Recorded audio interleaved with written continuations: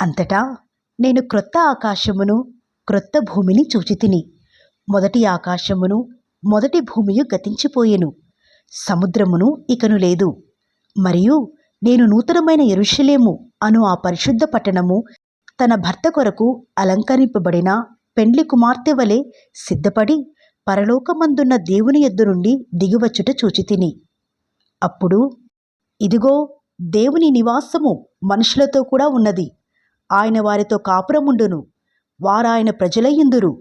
దేవుడు తానే వారి దేవుడయ్యుండి వారికి తోడయుండును. ఆయన వారి కన్నుల ప్రతి బాష్ప బిందువును తుడిచివేయును. మరణము ఇక ఉండదు, దుఃఖమైనను ఏడ్పైనను వేదన అయినను ఇక ఉండదు. మొదటి సంగతులు గతించిపోయెను అని సింహాసనములో నుండి వచ్చిన గొప్ప స్వరము చెప్పుట వింటిని. అప్పుడు సింహాసనాసీనుడైనవాడు, ఇదిగో, సమస్తమును నూతనమైనవిగా చేయుచున్నాను అని చెప్పెను. మరియు ఈ మాటలు నమ్మకమును నిజమునైయున్నవి గనుక వ్రాయుము అని ఆయన నాతో చెప్పుచున్నాడు. మరియు ఆయన నాతో ఇట్లనెను, సమాప్తమైనవి.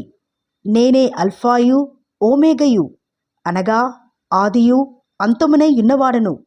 దప్పిగొను వానికి జీవజలముల బొగ్గలోని జలమును నేను ఉచితముగా అనుగ్రహింతును. జయించువాడు వీటిని స్వతంత్రించుకును. నేనతనికి దేవుడనై ఇందును, అతడు నాకు కుమారుడైయుండును. పిరికివారును అవిశ్వాసులను అసహ్యులను నరహంతకులను వ్యభిచారులను మాంత్రికులను విగ్రహారాధకులను అబద్ధికులందరూ అగ్ని గంధకములతో మండు గుండములో పాలు పొందుదురు. ఇది రెండవ మరణము. అంతటా ఆ కడపటి 7 తెగుళ్లతో నిండిన 7 పాత్రలను పట్టుకొనియున్న 7 దేవదూతలలో ఒకడు వచ్చి, ఇటు రమ్ము, పెండ్లి కుమార్తెను అనగా గొర్రెపిల్ల యొక్క భార్యను నీకు చూపెదను అని నాతో చెప్పి, ఆత్మవశుడనైయున్న నన్ను ఎత్తైన గొప్ప పర్వతం మీదకు కొనిపోయి, యెరూషలేము అను పరిశుద్ధ పట్టణము దేవుని మహిమ గలదై పరలోకమందున్న దేవుని యొద్ద నుండి దిగివచ్చుట నాకు చూపెను. దాని యందలి వెలుగు ధగధగ మెరియు సూర్యకాంతము వంటి అమూల్య రత్నమును పోలియున్నది. ఆ పట్టణమునకు ఎత్తైన గొప్ప ప్రాకారమును 12 గుమ్మములను ఉండెను. ఆ గుమ్మముల యుద్ధ 12 దేవదూతలుండిరి. ఇశ్రాయేలీల 12 గోత్రముల నామములు ఆ గుమ్మముల మీద వ్రాయబడి ఉన్నవి. తూర్పు వైపున 3 గుమ్మములు, ఉత్తరపు వైపున 3 గుమ్మములు, దక్షిణపు వైపున 3 గుమ్మములు, పశ్చిమపు వైపున 3 గుమ్మములున్నవి. ఆ పట్టణపు ప్రాకారము 12 పునాదులు గలది. ఆ పునాదులపైన గొర్రెపిల్ల యొక్క 12 అపోస్తలుల 12 పేర్లు కనబడుచున్నవి. ఆ పట్టణమును దాని గుమ్మములను ప్రాకారమును కొలుచుటకై నాతో మాటలాడు వాని యొద్ద బంగారు కొలకర్ర ఉండెను. ఆ పట్టణము చచ్చౌకమైనది, దాని పొడుగు దాని వెడల్పుతో సమానము. అతడు ఆ కొలకర్రతో పట్టణమును కొలువగా దాని కొలత 750 కోసులైనది. దాని పొడుగును ఎత్తును వెడల్పును సమముగా ఉన్నది.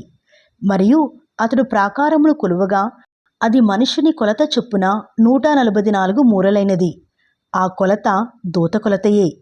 ఆ పట్టణపు ప్రాకారము సూర్యకాంతములతో కట్టబడెను. పట్టణము స్వచ్ఛముగు స్ఫటికముతో సమానమైన శుద్ధ సువర్ణముగా ఉన్నది. ఆ పట్టణపు ప్రాకారపు పునాదులు అమూల్యమైన నానావిధ రత్నములతో అలంకరింపబడి ఉండెను.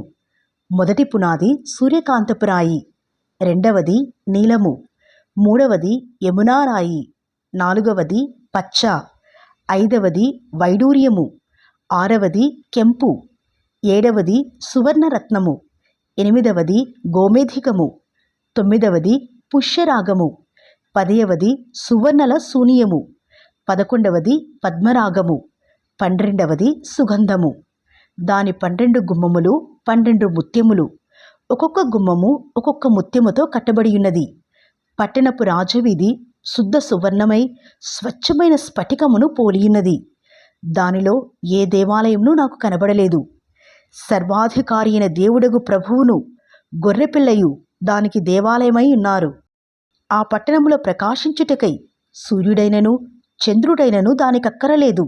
దేవుని మహిమయే దానిలో ప్రకాశించుచున్నది. గొర్రెపిల్లయే దానికి దీపము. జనములు దాని వెలుగునందు సంచరింతురు. భూరాజులు తమ మహిమను దానిలోనికి తీసుకుని వత్తురు. అక్కడ రాత్రి లేనందున దాని గుమ్మములు పగటివేళ ఏమాత్రమును వేయబడవు. జనములు తమ మహిమను ఘనతను దానిలోనికి తీసుకుని వచ్చెదరు. గొర్రెపిల్ల యొక్క జీవగ్రంథమందు వ్రాయబడిన వారే దానిలో ప్రవేశింతురుగాని నిషిద్ధమైనదేదైనను అసహ్యమైన దానిని అబద్ధమైన దానిని జరిగించువాడైనను దానిలోనికి ప్రవేశింపడు.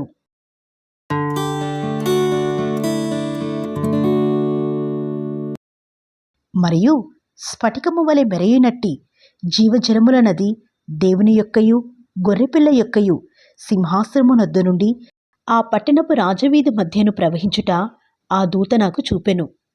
ఆ నది యొక్క ఈవలను ఆవలను జీవవృక్షముండెను. అది నెల నెలకు ఫలించుచు 12 కాపులు కాయును. ఆ వృక్షము యొక్క ఆకులు జనములను స్వస్థపరచుటకై వినియోగించును. ఇక మీదట శాపగ్రస్తమైన దేదియు దానిలో ఉండదు. దేవుని యొక్కయు గొర్రెపిల్ల యొక్కయు సింహాసనము దానిలో ఉండును. ఆయన దాసులు ఆయనను సేవించుచు ఆయన ముఖదర్శనము చేయుచుందురు. ఆయన నామము వారి నొసళ్ళ యందుండును. రాత్రి ఇక నిన్నడునూ ఉండదు. దీపకాంతి అయినను సూర్యకాంతి అయినను వారికక్కరలేదు. దేవుడైన ప్రభువే వారి మీద ప్రకాశించును.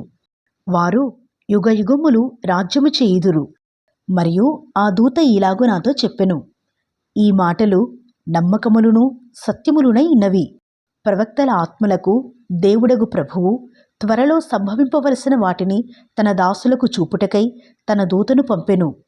ఇదిగో నేను త్వరగా వచ్చుచున్నాను. ఈ గ్రంథములోని ప్రవచన వాక్యములను గైకొనువాడు ధన్యుడు. యోహానును నేను ఈ సంగతులను వినినవాడను చూచినవాడను. నేను విని చూచినప్పుడు వాటిని నాకు చూపుచున్న దూతపాదములెదుట నమస్కారము చేయుటకు సాగిలపడగా అతడు, వద్దు సుమి, నేను నీతోనూ ప్రవక్తలైన నీ సహోదరులతోనూ ఈ గ్రంథమందున్న వాక్యములను గైకొను వారితోనూ సహదాసుడను. దేవునికే నమస్కారము చేయుము అని చెప్పెను. మరియు అతడు నాతో ఇలాగు చెప్పెను, ఈ గ్రంథమందున్న ప్రవచన వాక్యములకు ముద్ర వేయవలదు. కాలము సమీపమైయున్నది. అన్యాయము చేయువాడు ఇంకను అన్యాయమే చెయ్యనిమ్ము. అపవిత్రుడైన వాడు ఇంకను అపవిత్రుడుగానే ఉండనిమ్ము. నీతిమంతుడు ఇంకను నీతిమంతుడుగానే ఉండనిమ్ము. పరిశుద్ధుడు ఇంకను పరిశుద్ధుడుగానే ఉండనిమ్ము. ఇదిగో త్వరగా వచ్చుచున్నాను. వాని వాని క్రియ చొప్పున ప్రతివానికిచ్చుటకు నేను సిద్ధపరిచిన జీతము నా యొద్ద ఉన్నది. నేనే అల్ఫాయు ఓమేగయు, మొదటివాడను కడపటివాడను, ఆదియు అంతమునై ఉన్నాను. జీవవృక్షమునకు హక్కు గలవారై గుమ్మముల గుండా ఆ పట్టణములోనికి ప్రవేశించినట్లు తమ వస్త్రములను ఉతుకుకొనువారు ధన్యులు. కుక్కలను, మాంత్రికులను, వ్యభిచారులను, నరహంతకులను, విగ్రహారాధకులను, అబద్ధమును ప్రేమించి జరిగించు ప్రతివాడును వెలుపట నుందురు. సంఘముల కోసము ఈ సంగతులను గూర్చి మీకు సాక్ష్యమిచ్చుటకు యేసు అను నేను నా దూతను పంపియున్నాను. నేను దావీదు వేరు చిగురును సంతానమును ప్రకాశమానమైన వేకువ చుక్కయునై ఉన్నాను. ఆత్మయు పెండ్లి కుమార్తెయు రమ్ము అని చెప్పుచున్నారు. వినువాడును రమ్ము అని చెప్పవలెను. దప్పిగొనిన వానిని రానిమ్ము. ఇచ్చయించు వానిని జీవజలమును ఉచితముగా పుచ్చుకొననిమ్ము.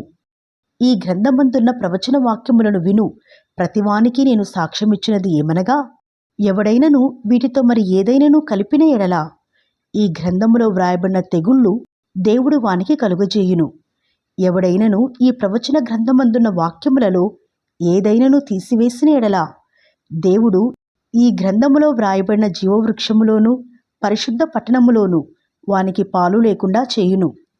ఈ సంగతులను గూర్చి సాక్ష్యమిచ్చువాడు అవును, త్వరగా వచ్చుచున్నానని చెప్పుచున్నాడు. ఆమేన్. ప్రభువైన యేసు రమ్ము. ప్రభువైన యేసు కృప పరిశుద్ధులకు తోడైయుండునుగాక. ఆమేన్.